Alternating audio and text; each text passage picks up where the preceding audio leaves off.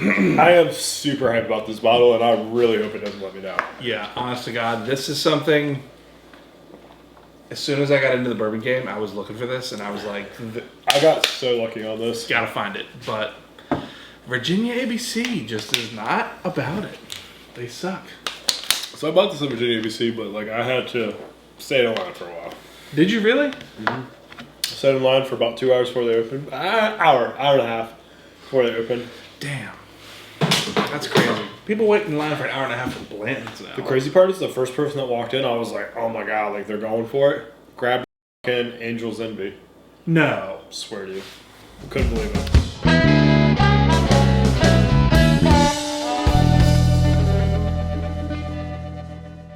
Hey, welcome back everybody. I'm John. And I'm Zach. Welcome to Whiskey Neck Pour. Today's video is going to be a review of the Remus Repeal Series 5. I've heard some pretty good stuff about this bottle.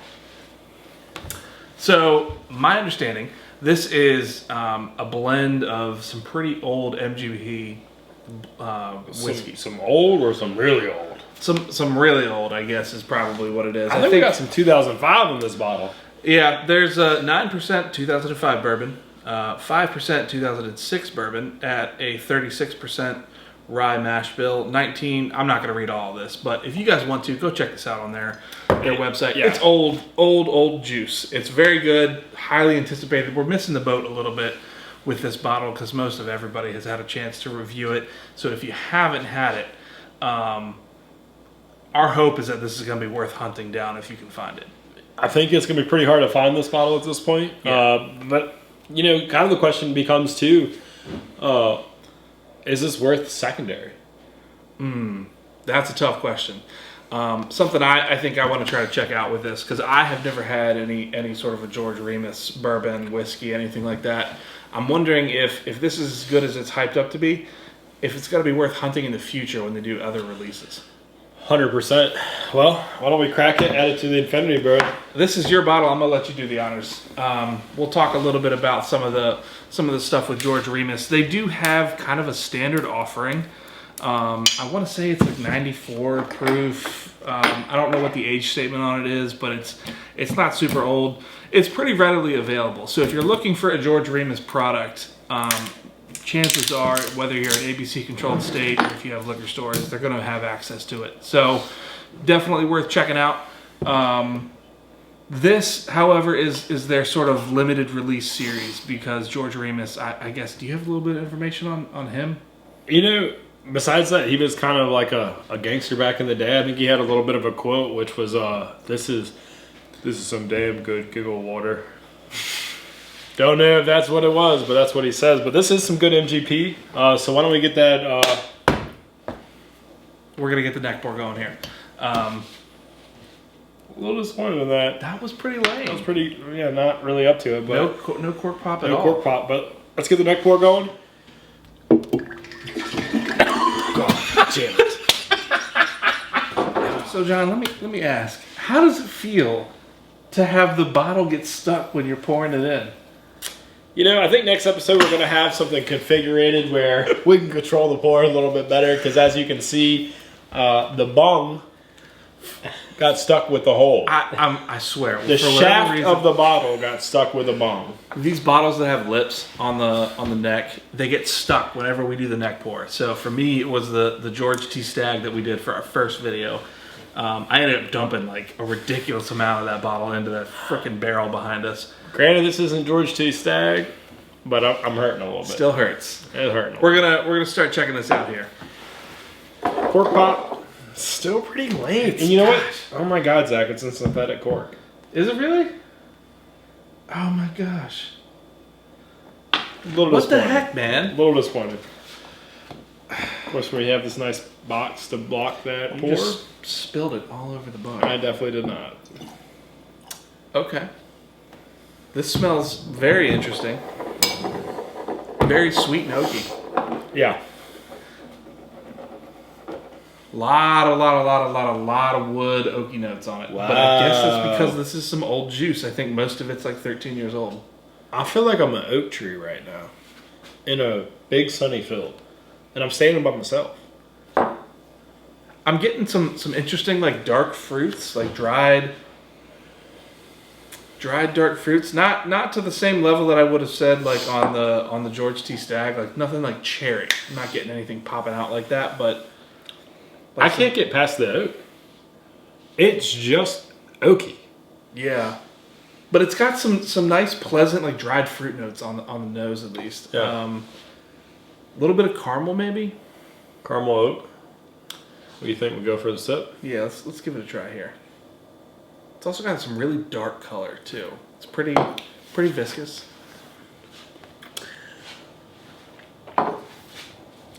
I'm saving my reaction for you first.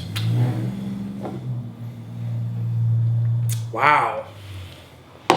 Hot damn. This is some good whiskey. This is some good whiskey.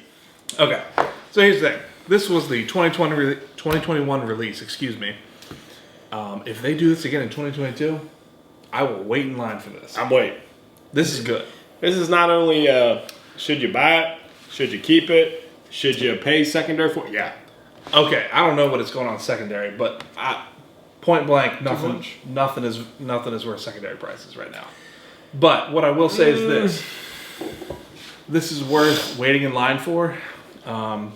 If your state does like an ABC lottery or some sort of lottery system thing, if you have to camp out, I wouldn't camp out for like hours and days for it, but I would certainly wait in line for a few hours to get a shot at a bottle like this. This is fantastic. Lots of caramel. I'm gonna be honest with you. If I was at like Thanksgiving dinner, this is exactly what I want to do with my family. My mother-in-law, all those people, this is what I want. This is a good bottle. This is a wow factor.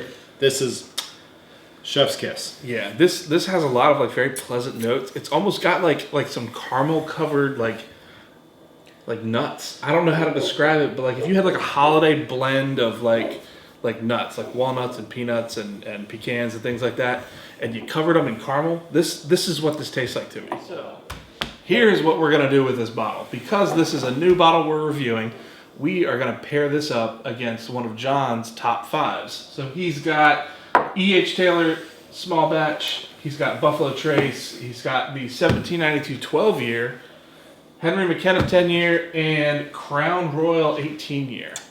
So this is gonna go up against one of those five as a blind battle. He doesn't know what I'm gonna pick. We're gonna see what happens. We are. But it sounds like this is probably taking down something up there. You know, it's a pretty dang good bottle. That is in my top. It's in my top five, man. And I hate to say that because I love everybody up there. I love all of you equally, minus 1792 12 year. I love you a little bit more. That is a very unique bottle. I really like it. I really do. All right, we're gonna get this paired up here. So bear with me for one moment. I've entered in the metaverse. All right, let's see here. Why are there pictures of bourbon bottles in here?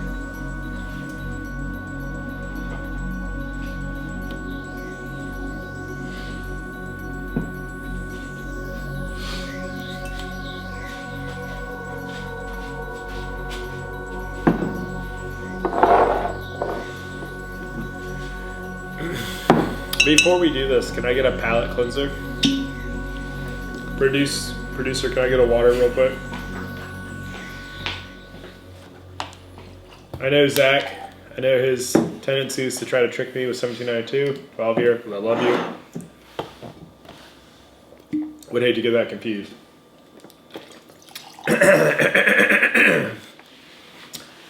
And that would be a tough call, guys, because, I mean, like, honestly, this is on par with 1792, 12 here. All right.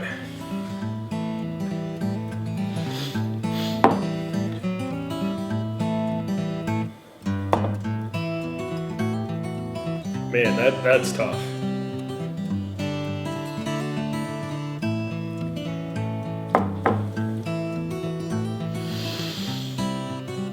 Okay. That was Buffalo Trace.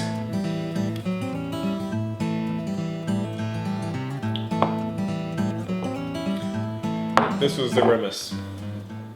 The Remus wins. So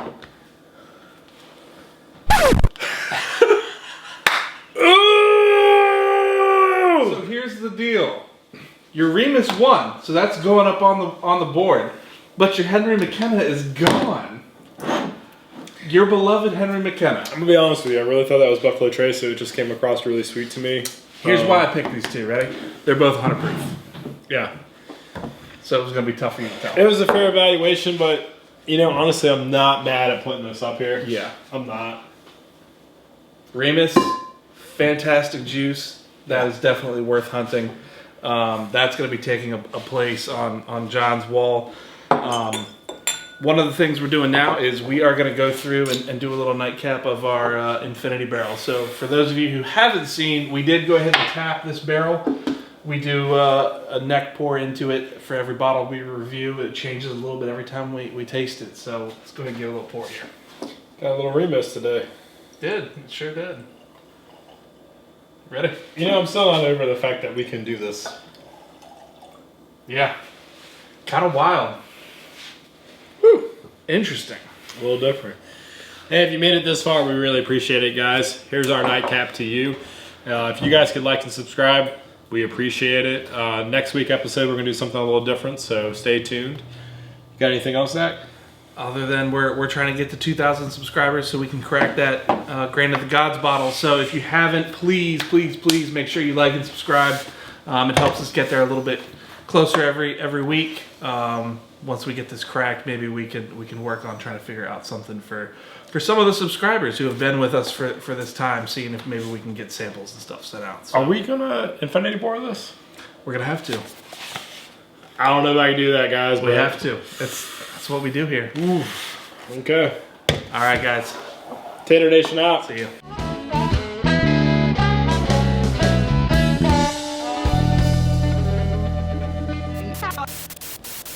Hey, welcome back, everybody. I'm John.